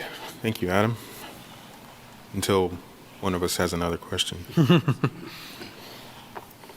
What are we thinking? Looks like they are asking us feedback on the draft steering committee scope of work and feedback on the draft steering committee membership. Are there any important voices we're missing? Who wants to dive in? I think we've kind of reached out onto the issue of the appointments, and I think that's going to be sticky no matter what happens. So I do agree that it's important to have voices representing the people most impacted by the use of the system, as well as the placement of this system appurtenance. So I feel like if we are focused on getting the best people to represent the group and also show up to the meetings and be participate, because this is going to be a long-term I think process, and so it's going to be a time commitment. I think it's important to get people who are going to be willing to be involved. I think it's important to get somebody who uses the bus on a frequent basis. I feel like I don't want to get into splitting hairs on the downtown ownership versus downtown business owner, because a person who owns a building versus a person who operates a business are, obviously have two different viewpoints. And so I think it's important we get one of each if possible, if in reality, because some have long-term, impacts and concerns, and some have short-term impacts and concerns. And I feel like that's important for us to look at as well. But I stab at the best people to be involved with this process. I see land on the list. I understand that the neighborhoods need to be involved. I guess my question is,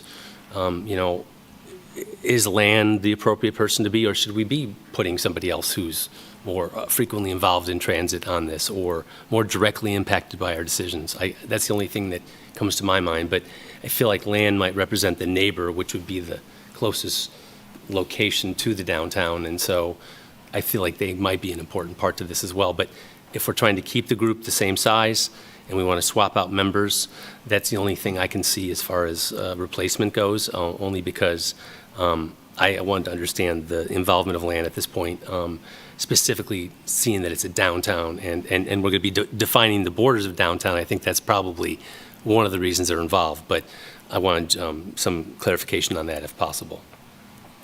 Yes, I think that was what we were aiming for. Downtown is bordered by neighborhoods. Yes. So, so I think we're interested in just making sure that voice was at the table. Okay.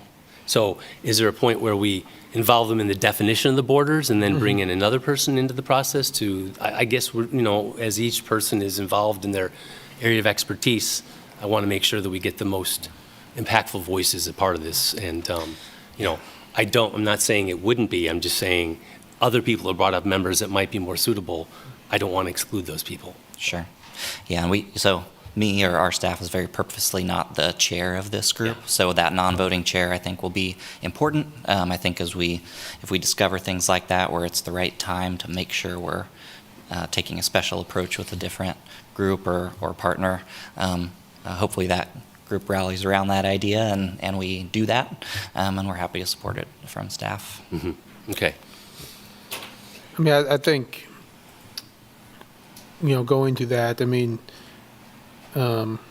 we've done this with the co-development committee. I mean, you could see, someone from land, for example, someone who lives in Old West Lawrence versus someone who lives in East West Lawrence, Old East Lawrence versus Old West Lawrence, excuse me. If they're representing themselves, might have different views. If we're appointing someone from land to try to get all of the information, we don't care where they live. That's right. The goal is that they're gathering information from the association and all the members of the association, and then providing that. So again, the theory I think of DLI or the chamber as was mentioned, hopefully the person representing DLI is just not representing themselves, but instead that they're out there talking to the DLI membership, getting feedback, and then, bouncing ideas off them, and then bringing that perspective back. So I do think those are slightly different in a person who owns a downtown business, just like a resident, an employee, a bus rider. I think I would, support a downtown, business owner to go along with the downtown employee, the downtown resident, and have that person, more speak for, themselves. I guess the one that struck me was more both the public library and the senior resource center, I guess those both jumped out at me as they're there because that's where the current facility is, but they may or may not have, are they looking just at themselves, looking just at their organization, or are they looking at the bigger picture like some of these others? So, I guess, the library is clearly a big user, senior resource center could be a big user too. Again, I would probably lean towards taking one of them out if I was adding one, not LAN, and let LAN bring that membership in, but I might lean towards taking maybe the senior resource center out, but or I could, expand the size. I'm not against expanding the size either, but. Right. Adam, sorry. No, go ahead, Mayor. Adam, how sticky are we on this 11? Very. It's up to the chairperson. The intention is just to grow. We have a ton of different people who have thoughts about transit that we work with weekly and yearly. So our group could be 40 if we wanted it to be. we broke into a number of different meetings through route redesign to try to group different stakeholders and make it good conversations. So I think we can survive if we expand a little bit and still have a good conversation. I think that's just the target number that's kind of out there as like a good working group. Okay. While you're up here, tell me again why the Senior Resource Center, what was your thinking on that? So those two, Senior Resource Center and Public Library, I think we, going back to the slide about perception of riders and behavior and just kind of what it's like to be near the transit system, I think is what we want to make sure that's part of that conversation because I think that can have an impact on where we're looking at. So that was the voice that we were interested in having part of this group. And so not necessarily specific to their users necessarily, but as a neighbor of transit for 10 years, what's your perspective on what that's like or that sort of thing? But they could speak to users. Yes. Because we just had a conversation about students. And if the library was to grow access to activities for students, then how those students will be able to utilize that. Or if we were to magically come across funding and we redid our downtown community center, that could be a location for activities for youth. And how do we enable to create equitability for youth to be able to get downtown to utilize those? So I think I think to your point, it's because of the adjacency to those two entities having adjacency to the current transit system, but also is there an opportunity there to increase ridership because now we're talking about how does that movement go in relationship to Central Station and route design. So I think that goes back to why the representation on the steering committee is important. I would be very leery of having someone that's representing an entity coming to a steering committee to just represent themselves. Like LAN's representative should, to Commissioner Venkatai's point, represent the voice of LAN, not Old West Lawrence, not Elna, not any of the ones that I'm currently forgetting right now because I haven't had anything to eat today and whatnot. But I would have leery, I live in an area where we don't have an active neighborhood association. So where does the opportunity come for, because there's no organization of my association, but yet I have a voice, and there's individuals in our neighborhood that has a voice, to ensure that that voice gets heard. And so think of, if we want to have a downtown business owner or we define what that is, or we say a downtown property owner, and that is outside of the purview of what a DLI representative or a chamber representative is, then let's say that. But I don't want, I feel like it defeats the purpose of a steering committee to have someone represent DLI, but they're not representing DLI, they're representing themselves. Or to say we have to create a carve-out for a business owner and or property owner downtown. I mean, I'm up for having that discussion, since it sounds like in order to create some type of compromise, there might be talk of growing your steering committee or growing the steering committee to have more. I think anyone that's coming to this from a self-centered and not in a negative way, a centered of self and not of the consensus, that kind of dilutes the very much of the scope of the work as well. And I think it goes back to, you know, we're thinking about business owners and having them represented when within the scope of the steering committee is to establish a downtown boundary. So what if we have a business that thinks that they're downtown and they're appointed and they're not part of the downtown boundary? So I think when you start to get very prescriptive about those type of appointees and not entities that are listed as appointees doing their due diligence to say, you're here to represent the voices of that organization, whether it's a property owner or a business owner, however they choose to identify membership, then you start to teeter with how the scope the mission may start to fluctuate, or it may determine, like you said, it may create some imbalances in how the work continues to move forward without there being a little self-centeredness involved in it. So, you know, I'm interested to hear, you know, if folks want to have additional folks, what does that look like, who it is? I'm just worried that if we start naming things, then that person's going to come to the steering committee to just air their grievances instead of coming at it from a place of involvement and consult and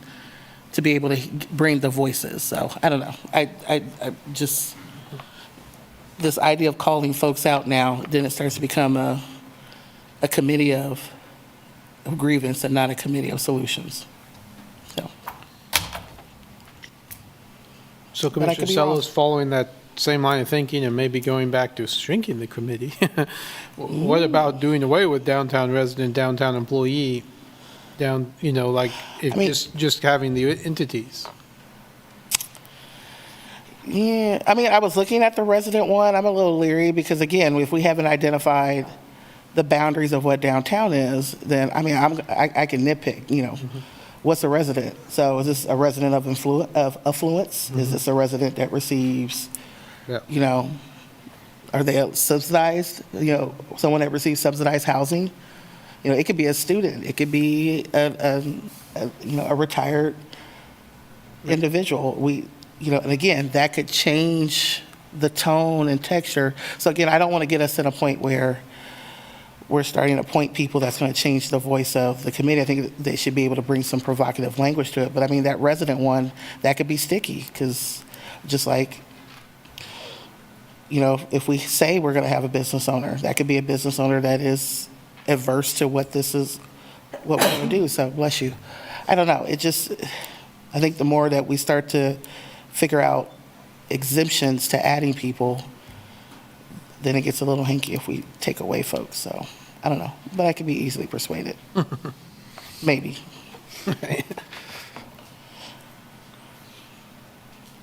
Well, I'm open to discussion, and I'm also open if we were to go if we were to expand, what I was thinking would be person from social services and then downtown owner.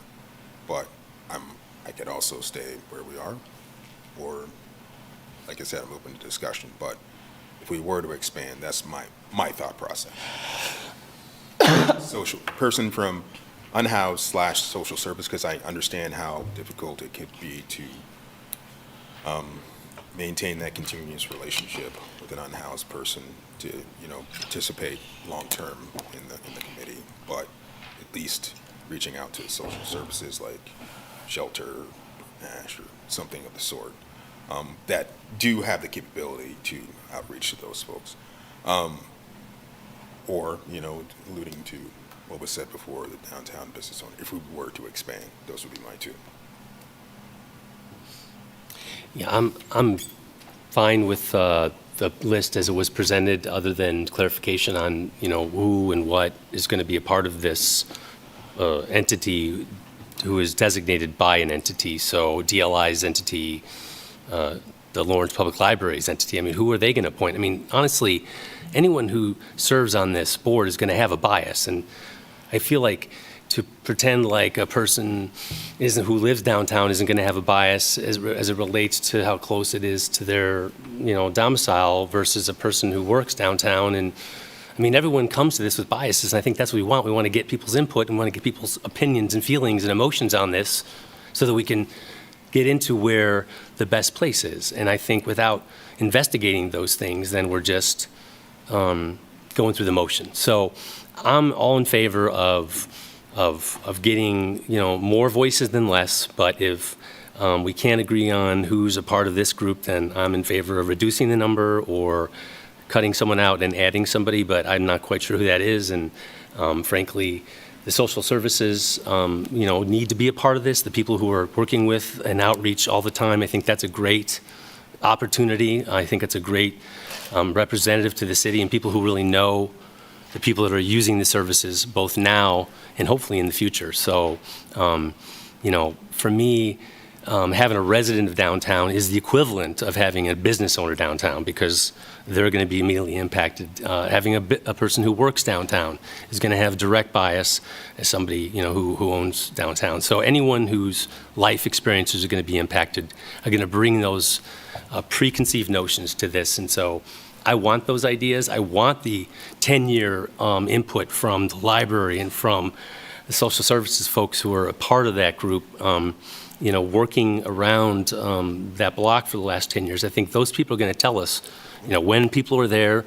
when they're a nuisance and when they're not, when we don't have enough buses lined up and when we don't have enough shelter, where we could put the best possible location for stopovers and connections. I mean, those are the things that we need to be talking about here. These other issues, I want to make sure we're involved, but we need to do something, and I think we need to get the best possible input, and so I don't want to start cutting people off if at all possible. So that's my opinion. Whether it's the Senior Resource Center, being a neighbor for 10 years, that gives you a lot of insight, Brad, and that's one reason I was surprised. I wasn't surprised to see them there, but whether or not they can lend future insight into this location, I feel like that's what we're looking for, and that's kind of why I wanted to keep them there. So, but if nobody from the Senior Resource Center wants to step up and be a representative, then perhaps that would be the best place to stop and maybe remove an agency and maybe put in an individual who might give us some insight we don't currently have. So Commissioner Dever, to that point, I want to pause real quick. Adam, anyone that's been listed as a potential appointee on the steering committee, have they been have you had communication with them to say we want to have someone representing your organization, your entity? There may be, you may make the list, you may not make the list, but at least pique their curiosity on it. Yeah, I don't know if every single one on the list, but a lot of these folks we work with pretty regularly. Mm-hmm. And so I don't, from the ones I can, SRC, library, DLI, chamber, I don't think we'd have any trouble soliciting an appointee from those groups. Okay. Would be my answer to that, yeah. Okay, and then, no, because there was a point that Commissioner Dever made, which I do agree with, that organization, so that their voice is heard. So the good, bad, the ugly, the indifference, all of it. So you are the spokesperson, as IAP2 charges you to lean into that and to bring that back to the committee. So you're not there to just air your grievance. You're there you are the connector from the steering committee to whatever entity you're there to represent, to bring that voice, to bring those voices from that organization, from that entity into the steering committee. So I think that goes with, we call it creating those ground rules, those rules of engagement that you'll probably, I would encourage, I know it's not laid out in here, but I would encourage having with the steering committee so that they understand this is, yes, this, and I mean, maybe we do build it into the scope that there needs to be rules of engagement, but I think that's what happens sometimes when we fall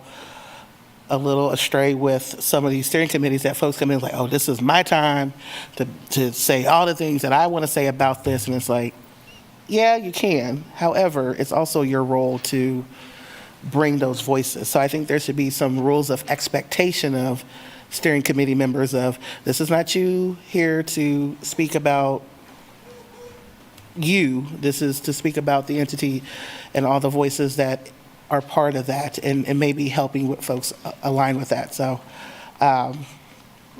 again, I like this list, knowing what I said, but I said if there's someone that's missing, I know, Mayor, you had mentioned social service. Other than DARE, is there another, or because I like Adam's point that I don't know, I think we need to have the voice of the unhoused represented. It gets a little dicey with a steering committee, and because of the perceived inflexibility of someone who is unhoused, if they're not, if we don't have them in a, they're going through a process. So I think being able to make that commitment, not to say that a person can't, but if there was an organization that could be the driver to make sure those voices are heard, which is something that we've always heard. If we can't have someone unhoused on a steering committee or a committee, how can we trust a partner to be able to do that? And I know we have LCS as an additional stakeholder, so are you just wanting to call out DARE and just say a representative from DARE? Because I don't know who else specifically downtown you would want to have. Where would the additional how many opportunities would the additional stakeholder have to intercept or, be a part of the process? Well, certainly they wouldn't be precluded from list out all the in-person and virtual opportunities. We could, I think I note on that slide, there's some flexibility to create like topic-specific meetings for different stakeholder groups. We can't, there's a limit to that. We did a lot of that through route redesign and probably pushed our limits on how many separate, unique meetings we had. But we can do some of that if it makes sense for us to group some social service agencies together and have a discussion about what this means for them or concerns. Can certainly facilitate that. The way I posited it is if we wanted to make those additions, those are the ways I would go. But if we wanted to stick hard and fast at what we got now is fine with me as well. So I would also note, for the record, unlike last time, we'll have 3 city commission meetings, which tend to bring out a lot of people that we don't, some people don't pay attention until it shows up on the city commission agenda. I mean, no matter how much we have steering committees, until it shows up at a city commission meeting agenda, people tend not to show up. And so I do, by the way, appreciate that. I mean, I think that's going to be an important part of this process, to have those, that you've proposed those additional meetings to have that discussion, because as much as I'd like to say that, that every steering committee gets everyone involved, it's often the fact that we get people showing up saying, I haven't heard anything about this, until it showed up on the city commission agenda. So. Right. Well, I'm okay with what we have. I mean, we've talked in circles, but I could go with what's been recommended. All right, sounds like it. And Commissioner Sellers? And go from there. I do. I just, like I shared with Adam, and I think it's something as we move forward and being able to call it out, and whether it's a task force or a steering committee, because you're dealing with, again, these were, I'm looking at the comments and I understand that these were, summaries, but it speaks a lot to perceptions of what we have in our community, where this speaks to environmental sustainability. It speaks to, safe and secure, connected, but there's also some othering tones in this. And, as a kid that grew up, and my grandfather was a city bus driver for 31 years, at one point in my life, I had to use the city bus to go to school. And I can tell you good, bad, and about that. But again, I think we're, we're coming at this from, I'm hearing where folks are kind of coming at this from an othering or a, we don't really need this, so, because it's just for those people. And I think building into your steering committee, I say yours because it's falling within transit, so I understand it's not going to be yours. But having those rules of engagement and understanding that we may intentionally or unintentionally appoint someone to this steering committee that needs a little bit of understanding around,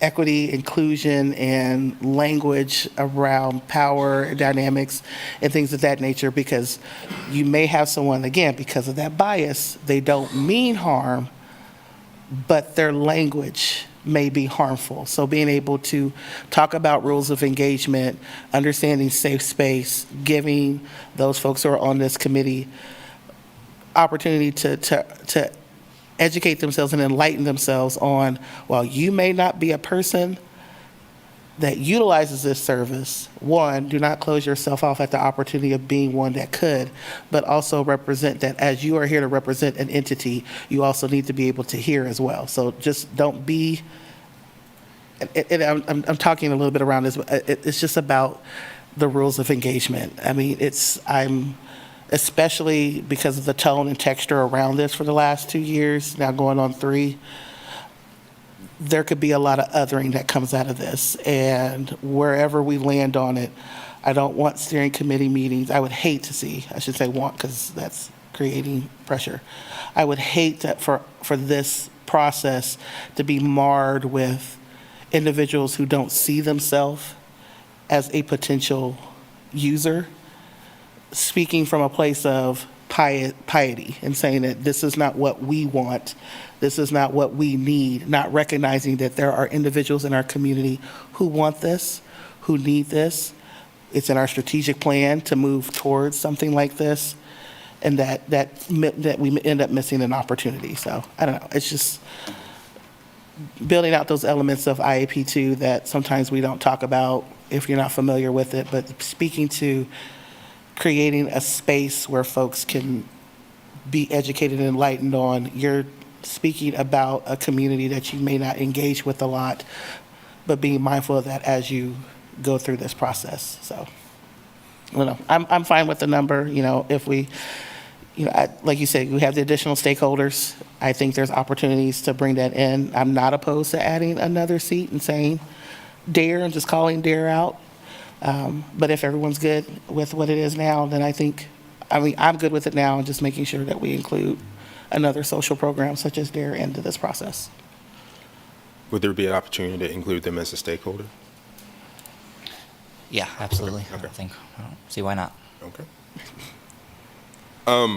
And I know the scope of work, I don't know if we really talked about that as much. I think it looks good. Yeah. I think it looks Simple and to the point. Yep. Okay. Good. And yeah, it seems we're pretty solid in that. And this is something we need, as Adam presented. This has been a temporary solution for the last 10 years. So where people have been at what we like to call a shelter, trying to catch a bus, not knowing exactly what time the bus will be showing up, and in position in those places to go ahead and use services that they vitally need. So I think this is a great first step, and I'm glad that we're turning the page this direction. So Thank you, Adam. yes, thank you so much. Well, after all that discussion, I'll say I move to approve resolution number 7518. Second. All right, all those in favor, please say aye. Aye. That's 4-0. Thank you very much, Adam, and I think that was the shortest motion that you've ever had. Commissioner Finkeldat.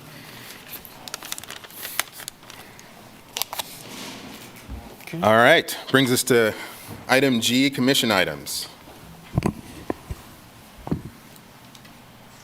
I had none, sir. All right.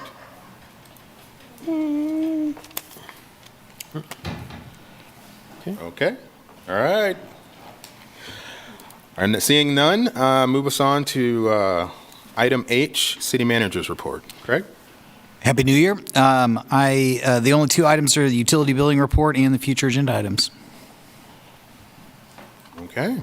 And seeing this is any questions for Craig on the city manager's report? I don't think so. Okay. And seeing this is a public comment item, any public comment in-house? Seeing none, any online, Sherry? No, Mayor. All right, bringing us back. Well, this is the shortest utility report we've seen in a while. I'll bring us, next item, commission calendar. Item I, any problems, issues you want to bring up? Not an issue. I just while I'm thinking about it, the joint meeting, the city-county meeting, I know we struggled to find the time for that. I have a court hearing at 2:30, and I think the meeting's at the county commission. No, it's here. It's here. So I'll be here as soon as I can. It starts the committee meeting starts at 3:30, but I will be here as soon as I can after that court hearing. But I might be a little late if I'm late, that's why. I'll try to remember that as we get closer, but I just thought of it today as I looked at my calendar. Did we put a time on this? I know it's 3:30, but is this a 60-minute meeting, 90-minute meeting, 75-minute meeting? How long? They have a meeting that evening, so they've got a pretty hard So stop. we have them until, I think that's a 5 o'clock start for them, Hour and a half, maybe. Hour and 10. plus travel. Yeah. They start at 5:30. Oh, 5:30. The plan is an hour, but a little leeway if you runs a little over. okay. Okay. I don't think I have anything. All right. Move us on to the next item. Didn't seem like we do. Item J, adjournment. Can I get a motion? Move to adjourn. I'll second that motion. All right, first and second, all those in favor, please say aye. Aye. Aye. 4-0, we are adjourned. Have a good evening, everyone. Thank you, everyone. Have a good evening. Thank you. Okay, so I did drill down, and I can be on the 10th. I can make that 10th. I can. So you want to confirm that? I'll send her. Yeah. Sherry, did I get everything signed for you that I needed to get signed? Oh, Happy New Year. I believe so. Let me take a quick look. All right, thank you.